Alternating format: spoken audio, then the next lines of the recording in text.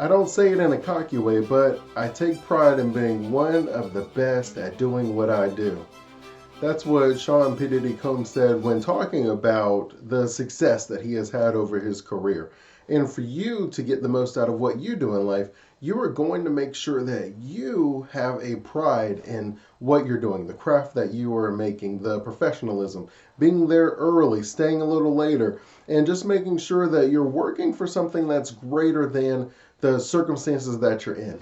As long as you understand that each day you wake up, whatever you're doing, if you are trying to be the absolute best at what you're doing, then you're going to find that things start to fall into place.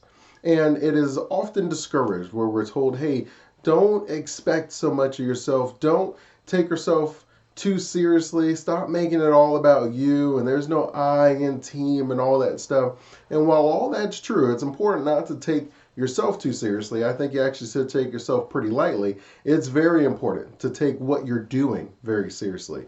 The craft, the work, the skill, whatever it is that you are, developing, that is something that you should take very seriously. And you find that if your goal is to be the best at what you do, you have to go ahead and say it, that that's what I'm going to strive for, and I'm going to be proud of myself when I achieve it. I'm not going to sugarcoat it. I'm not going to be worried about what other people are saying. It's just you find that if you have a direction and a goal set, that it's much easier to get to where you're trying to get to.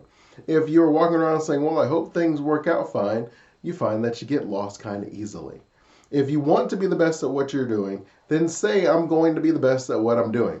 If you want to be middle of the pack mediocre where you're not drawing too much attention, then say, I'm not trying to do anything extraordinary. Just say, I'm just trying to get by. I just want to get my check and go home. You find that those people who say that in your professional life, that those are the people that are doing just that. Even when you're talking in your family circumstances where everybody knows certain people who to talk to, that this is the person that we're going to ask to head this up because we know that when Dre puts his name on it, he's going to give us the absolute best that he can. Isn't that how you want to be seen? Isn't that how you want to be recognized? Well, if it is, you're going to have to be very intentional with your actions where that is your stated goal that you are striving towards. Diddy also talks about how at a very early age he was introduced to entrepreneurship, that he said he had gotten a paper route and he experienced that when you provide a quality service that you end up getting, pay, that you receive money. And when he realized that relationship, quality of service, the amount of money that you have, the value that you provide people, and the amount of money that you have, that he knew that he was going to focus on providing the best quality of service that he could in all of his endeavors. What you want to take from that is whether you start small and early with like a paper company, or whether you just are starting with your big vision, where it's your largest endeavor that you ever wanted to have. The important thing to understand is that there is a relationship between the value that you provide other people and the amount of money that you generate in your life. And that if you want to have more money, if you want to create, build, and grow your wealth, then you're going to have to find ways to provide more value to other people. Whether that is within the company and your job that you work in, or whether that is in a business that you're going to start. You want to make sure that that relationship is at the forefront of your mind. If you want to be the best at what you do, you have to be serving other people. You cannot be serving yourself in your own interest and expect to be the best at what you're doing. You find consistently that when someone is focused on the quality of their product and the customer experience, that they end up getting the reward in the end. You don't want to be so focused on the money that that's what you are striving for, because you find that you'll be doing something that makes you miserable, and oftentimes it becomes the easiest way to not get it. You want to make sure that you're providing as much value as you can. Find a problem and go and solve it. Number 3, Sean P. Diddy Combs said he wanted to be a cultural impact, that he wanted to be an inspiration for others so that they could see what is possible. It is very difficult to grow up in certain environments where you know that you have found success, that you have made it out, and then you know that a lot of people that you grew up with, a lot of the people who are in that same situation, that they are not striving, that they don't believe it is possible for them to have the same success that he has. And so it is very, very important that each time that we are shining that light of success, that we are also putting a hand down to help other people up. Hey, this is how I did it. This is how I found success. And you find that the best way to hone your craft, to go from really good to great, to be the best at what you do, often those people are the ones that are teaching others what they're doing. When you are teaching, when you are mentoring, when you are helping, that is going to push you into a different stratosphere. People who are able to translate what they do in a way that other people can understand and replicate it, those are the people that are able to build that consistent process, which is very important when you're scaling. It becomes very difficult to scale any sort of a dream, any sort of a company, any sort of an idea to position you to be the best without you being able to translate your vision into other people so that they can take ownership of it and they can go out and kind of replicate your success.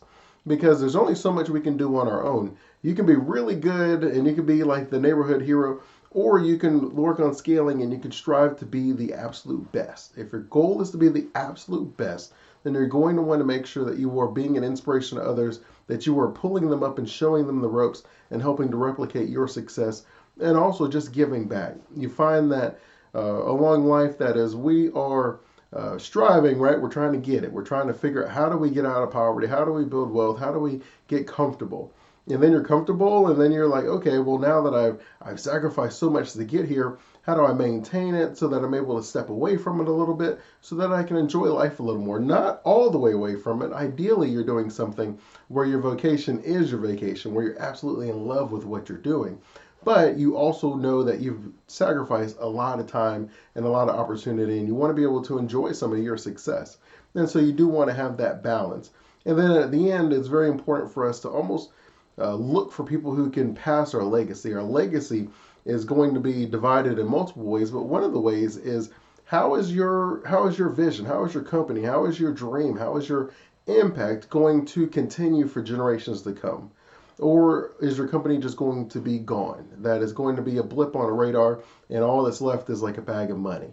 Because I know that most people, that's not really what you want left. It's nice that your family can live comfortably, but you also want to leave the world a better place. You want to have that cultural impact. And Diddy shared that. And you can see his creativity and his passion in his music, in his producing, and in the clothes and the fashion that he was designing. Number four is, you want to remember that the fans made you. Like Diddy talks about how important it is, his customers, his consumers, that your fans, the passion that they have for your product, the ones that every time you release something, they're the first 100 people to buy it. Every time you share a post, they share it and they like it and they comment on it. That you are not a leader unless you have people who are following you. That you are not going to be successful in most endeavors unless you have other people who are passionate and who have bought into your vision. You want to make sure that you are pulling people along, and one of the best ways when you're striving to be the best is not for you to stand on the hilltop and say, I'm the best. It's when people say, hey, who has done the best in this field? Or who should we look at? Who should we hire? Who's a great resource for this project? And you want other people to speak on how great your quality of work is, and how influential, how important, and how forward thinking that you are. Diddy understood that. He received, I believe he said he had like 7 individual awards, and then he had about got 70 through the different music that he produced. And he also received some awards just for his fashion design.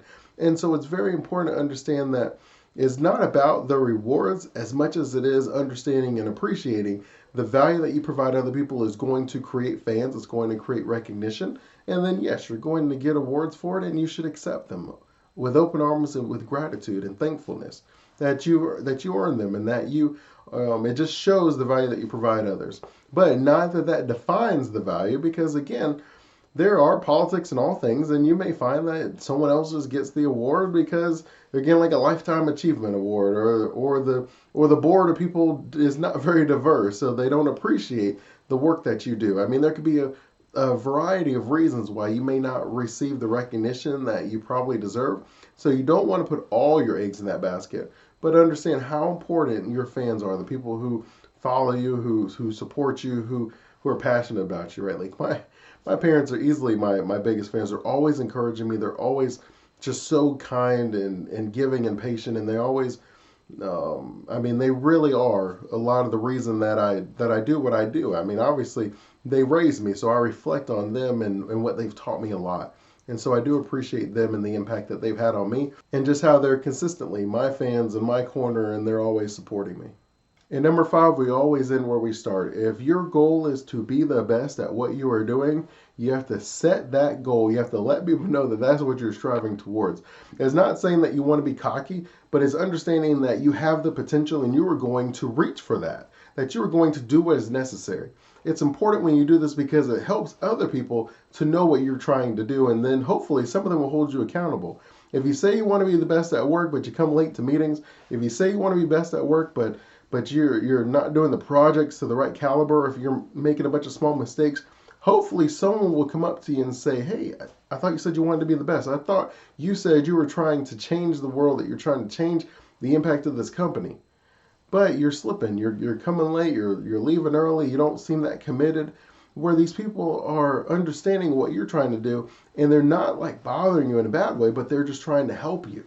And so it's very important for you to let people know what your goals are so that they know where you're standing at.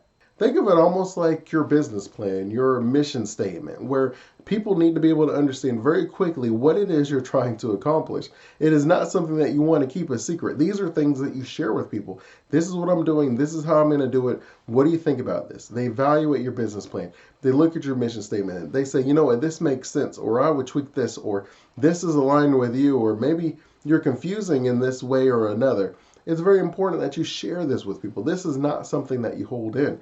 My goal is to be the best in this department. My goal is to have the best company that offers this service. I want to be impactful in whatever way, shape, or form that you're looking at. And then you go for it. And you let people know that this is the standard I'm holding myself to. Please also hold me to this standard. I will not beat you up over it. And if you follow these 5 ways, you will become the best at what you do. Just like Sean P. Diddy Combs was in multiple aspects, and how he was able to build close to $1 billion. His net worth is getting up there in the 800-900 million range, and he's still providing value on an immense scale. If you enjoyed this video or listening to this audio, I simply ask for you to subscribe. I do have a free resource available at forecasthope.com/opportunity. There you can download the Lifetime Millionaire Opportunity Blueprint, and with it, you'll be able to create or capitalize on your next $1 million opportunity. Until next time, I'm Dre. Continue blessings on your journey to become the champion of your dream life. And as always, better self, better wealth.